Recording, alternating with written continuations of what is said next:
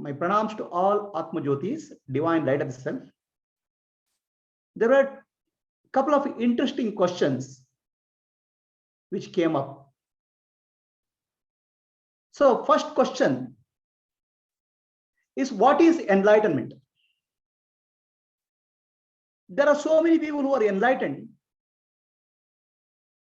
How they are enlightened? How can we know an enlightened person? So this is a question. So first let me answer the question, what is enlightenment all about? Enlightenment, as we know,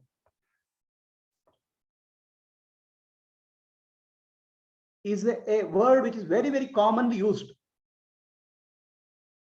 When you say enlightenment, there is light. So now we start imagining a light outside. It is not the light outside. It is the awareness, a clarity and understanding. It is the inner light. So now what is this understanding and clarity? So people live with the understanding, I am the body, I am the mind, I am the intellect. They have a sense of limitation. That limited sense of the self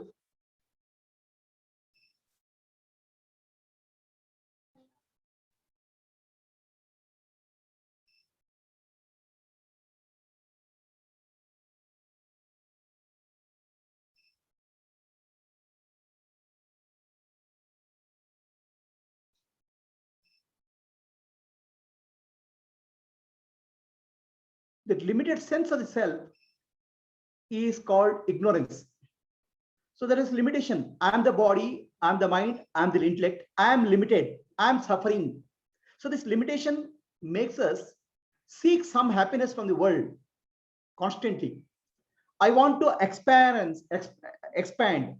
I want to experience. I want to feel happy. So this, a constant lack of feeling of inner feeling is there. Such a person is called unenlightened or an ignorant person, Adnani.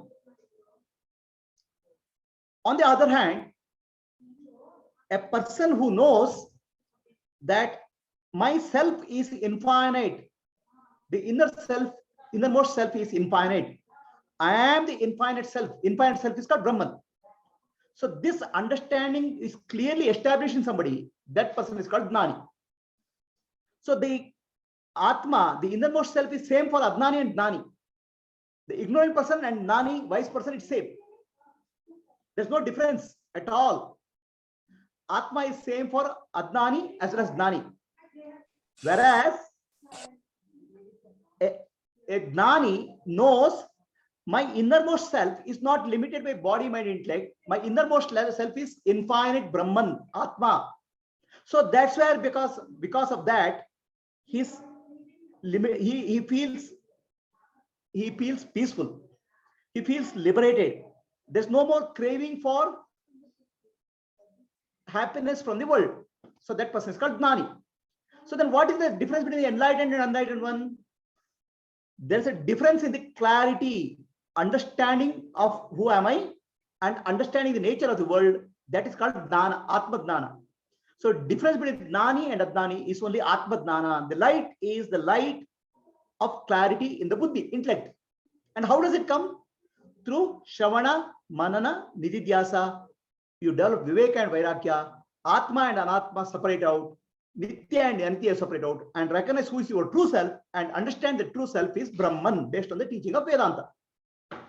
So that clarity and understanding is called enlightenment. So now people are at various levels of spiritual seeking. Initially, person is trying to train his monkey mind. The mind always disturbs all of us. So the mind is like a monkey. So initially, the seeker is trying to discipline his mind. is training the monkey mind, I'll say. So typically he will do practice like yoga, meditation to help overcome the or transform the mind. That's the initial level of seeker. Then he becomes more proficient, he becomes a practitioner. He is now a bit more peaceful. Okay. So he is able to handle life, but still he is afraid, because the moment he goes into the outer world, moment he goes into the world, again your mental vasanas will come, again he'll go back to monkey mind. So then becomes a third person. He is more evolved. He doesn't want to get into the world at all. He is always practicing samadhi or sitting in silent meditating. The fourth category is sahaja samadhi or jivan mukta, where you are becoming free from meditation also. Now you are fully clear, you are fully established that I am pure awareness, Brahman. Inner self is infinite self, Brahman. So he understands very well. Nanu, nanembudu, nanalla, ideha, manabuddhi, nanalla, Sachidanandatma, Shivananani, Shivoham, Shivoham, Shivoham. I'm not the body, I'm not the mind, I'm not the intellect, I'm pure consciousness. My inner consciousness is the all-pervading reality, Brahman. So there is inner and outer reality. Is one reality. He is free from duality.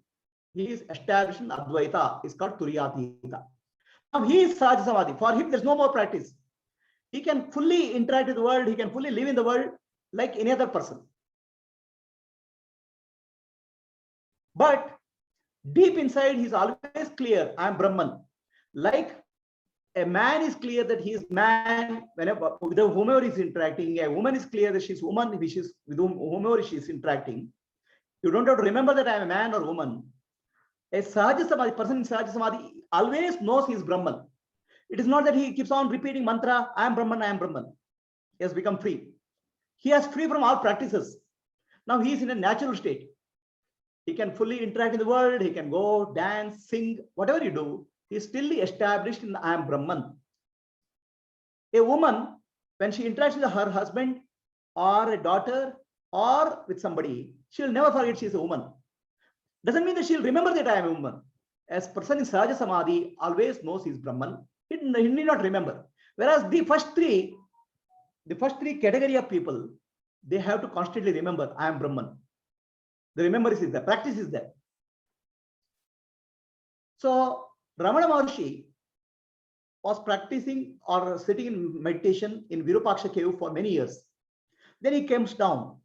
He comes down to the ashram. There he interacts with many people. He gets up in the morning, cooks food, goes to the kitchen, he goes to the garden, then he meets people. Then one monk comes and looking at Ramana Maharshi is very starts shouting at Ramana Maharshi. I thought you are meditating in a cave. Now you have fallen. You have become one with the common man. Your spirituality is gone. So then what he doesn't know, this Ramana Maharshi is established in Sahaja Samadhi, natural state. No more practice is required. So now each of us has three aspects: head, heart, and hands. A real spiritual journey is a transformation of head, heart, and hands. Transformation can happen when you transcend, when you go beyond the mind. So transformation happens till you transcend. The transformation is taking place. This is a slow process of transformation. Transformation of head is the right understanding of the self and non-self. Right understanding of self and the world. Self understanding of self is I'm not the body, I'm not the mind, I'm not the intellect, I'm the Sakshi, and Sakshi is Brahman, the understanding of self. Understanding of the world is the Jagat is Mithya, world is unreal, Brahman alone is Satya, is the understanding of the world. So this clarity emerges in the head. That's called Jnana. That's the transformation of the head. Now, just because head is transformed, the heart need not be transformed. The emotions can be still there. Transformation of the heart is transformation of the heart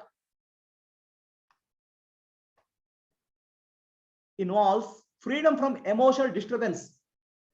Kama, Krodha, Mada, Matsara, Moha, Lobha. All these emotional disturbances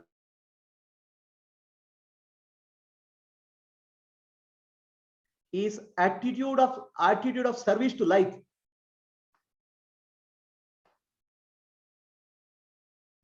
Love and compassion, a service with love and compassion is transformation of hands. When all these three transformation takes place, then you are really transformed, you are really established the truth. So one, if you are done partly, it is not complete. So let us take the stages.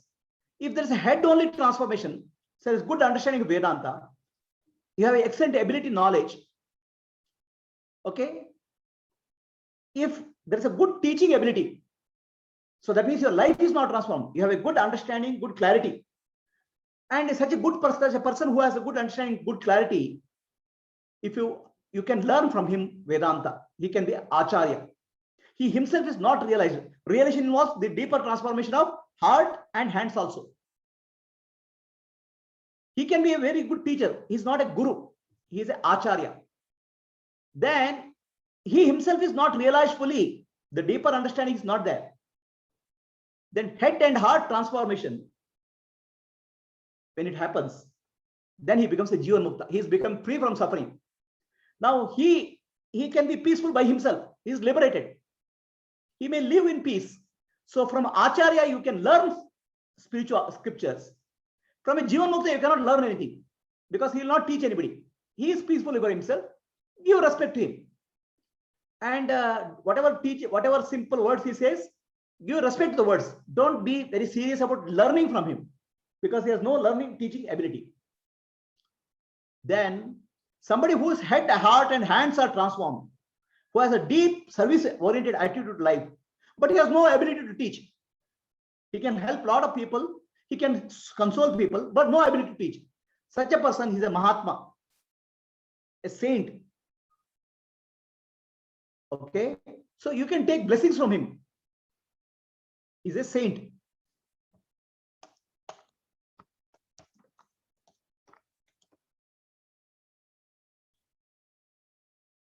You have a blessing from him or her. He's a saint or Mahatma. No teaching ability.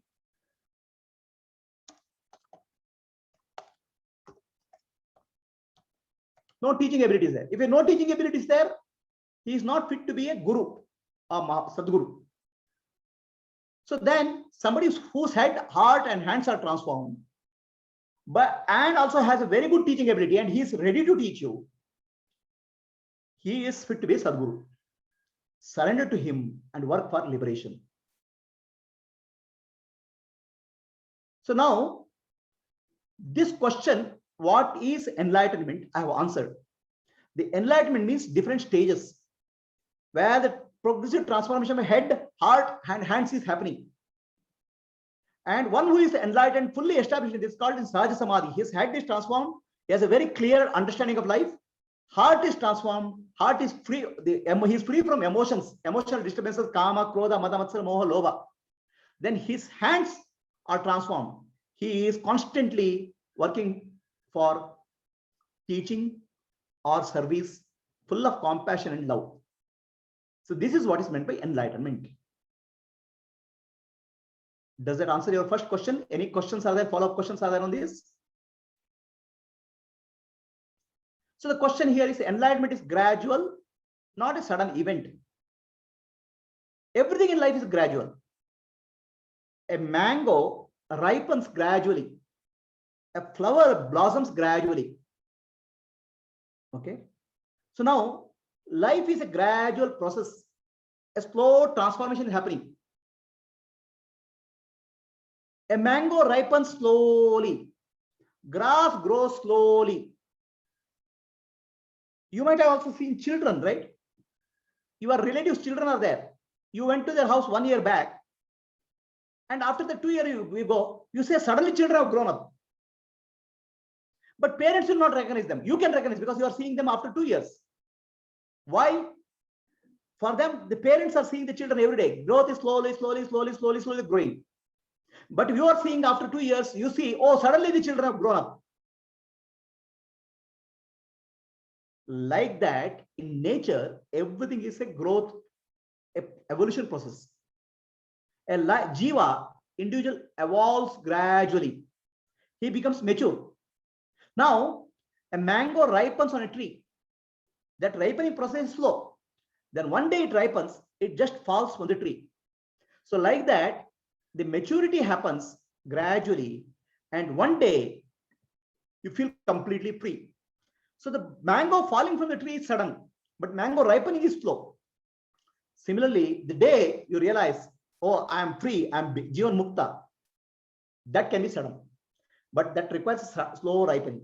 But also, please understand, there are many false understanding of life. Many times we'll say, oh, I got understood, I have understood. They're all temporary. They're aha moments. Aha moments can be there. Oh, I understood, I am Mukta. But next moment you get into emotional disturbance. Head is not transfer. Head is head. In the head, there is a so-called aha moments. Very fantastic or good aha experiences. They're not permanent and transformative, fully transformative. They're good. They're like eureka moments. Eureka moments also there in life, spiritual life. There are many eureka moments. But many people, some people think that, oh, eureka moment is final and they get stuck. The journey has to continue until you are fully established in Sahaja Samadhi. Head, heart, and hands have to get transformed. So the growth evolution is slow. The final drop can be sudden, like mango can ripe slowly, and the drop can happen suddenly. The flower blossoms slowly, opens. So like that, spiritual process is a blossoming process, flowering process. That's why our Sanatana Dharma gives an example of a lotus flower. Lotus flower blooms slowly. Like that, you have to bloom in life. That's the spiritual evolution. One day, the lotus flower fully blooms. Does that answer the question? Any other questions?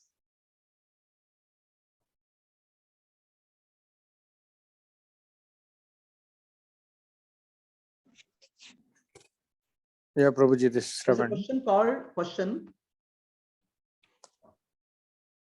do the words enlightenment and liberation mean the same? So if the enlightenment is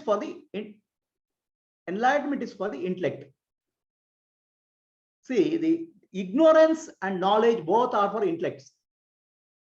Ignorance and knowledge for both are for intellect, right? So then enlightenment means a clarity appearing in the intellect. I said that's a transformation head. The light is there. Okay. Light is light of knowledge, light of clarity. I am the Atma, I am Brahman. The world is Jagat is Mithya, everything is Brahman. That clarity emerges. So this is the beginning of enlightenment. The light has to go. This is conscious understanding of life. You have understood life consciously. So this is the beginning of enlightenment. Light is there. But light has not gone to your subconscious mind. Your subconscious mind is full of impressions and vasanas. A deeper light has to go deeper. The light has to eliminate your subconscious impressions, vasanas. You have to get rid of them. So the conscious mind and subconscious mind, the wisdom has to go. That is enlightenment. Now, when there's light, the conscious clarity goes deeper into subconscious. That's unconscious gets purified. Chitta Shuddhi happens. The conscious mind and subconscious mind work together. Okay. Then there's a deep love and compassion and attitude of service. Hands transform. So the enlightenment, the word enlightenment is a total process. Head, hands, and heart transformation. It's not just an intellectual understanding. But a person will feel relieved when his emotional disturbance goes. Head is transformed and emotional disturbance is gone. So then the person feels relieved, and he understands that I don't have any rebirth. I don't have birth also. So that is called mukti, liberation. So the liberation is a feeling that I'm not a samsari, I'm free. So that feeling will come only when the head and heart are transformed. Just head transformation is not sufficient. So any learning in life, there are two aspects of learning in life: conscious learning and subconscious absorption. For example, when I learn driving in car. So initially I have to be very conscious. I have to learn where is the gear, where is the accelerator. I have to remember. I have to be very conscious. After learning driving, the conscious practice has gone to subconscious. So now he can drive anywhere without getting bothered. Conscious mind can be anywhere. Subconscious mind will be holding all the practice and will take care. So like that, enlightenment has to go from head to heart and heart to hands. So that complete transformation of the personality is Jivan Mukta, enlightenment and liberation.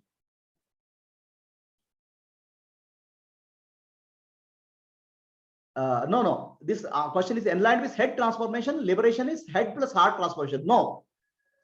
Enlightenment is head and heart transformation. Heart is a subconscious mind. So consciously you are no Brahman, I am Brahman. But subconsciously you still have Vasana. I am the so and so, I am so and so. So there's a conflict between you, conscious mind and subconscious mind. Still you are a split personality. The conscious mind and subconscious mind has to work together. So that is called enlightenment. Hari Om Prabhuji. Liberation is freedom from all vasanas. All vasanas means vasanas which trouble you. Yes, Vasu, any questions? So the Chitta Shuddhi is essentially the integration of the conscious and the unconscious mind. That is what we are saying. There are Chitta Shuddhi has two parts, okay? The question is Chitta Shuddhi, what is Chitta Shuddhi? Chitta Shuddhi has two parts to Chitta Shuddhi. One part of Chitta Shuddhi happens before you enter into Jnana Yoga. Okay? So there you live a life of Karma Yoga and Bhakti Yoga. Now you don't know I am Atma, I am Brahman. You are doing service to Ishvara. In that service to Ishvara, okay, you are still a separation of Ishvara, Bhagavan. You do everything as an offering to Ishvara, surrender to Ishvara. So that leads to a deep amount of purification of the mind. It is not full purification. The mind becomes calm. You start developing the qualities of Sthita Prajna. What are the qualities? Shama, Dama, Titiksha, Uparati, Shraddha, Samadhana, Mumukshutva. I will say it's emotional maturity. Emotional maturity has happened. He may get angry sometime, he may get disturbed sometime. Emotional maturity, he is progressively becoming emotionally mature. So now he develops a quality of Shama, Dama, Titiksha, Uparati, Shraddha, Samadhana, Mumukshutva, Viveka and Vairagya, which qualifies him for Jnana. So this is the Chitta Shuddhi before you enter into Atma Jnana. Now when you enter into Atma Jnana, you start understanding life. This is Jnana. Who am I? What is the world? How Jiva and Ishvara are one? All that understanding clarity comes. So emotional maturity of Shama, Dama, Titiksha, Uparati, Shraddha, Samadhana is also Chitta Shuddhi, but fully not ripened.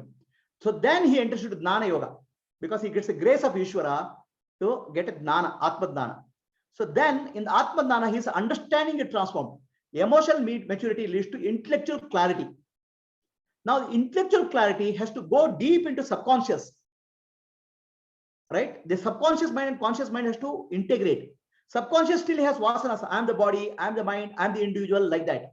So that percolate starts down into subconscious mind. Then there's a integration of conscious mind and subconscious mind happens. So now Chitta Shuddhi has complete. So emotional maturity started, he got an intellectual clarity. Now emotional transformation happened. This whole process is called enlightenment and liberation.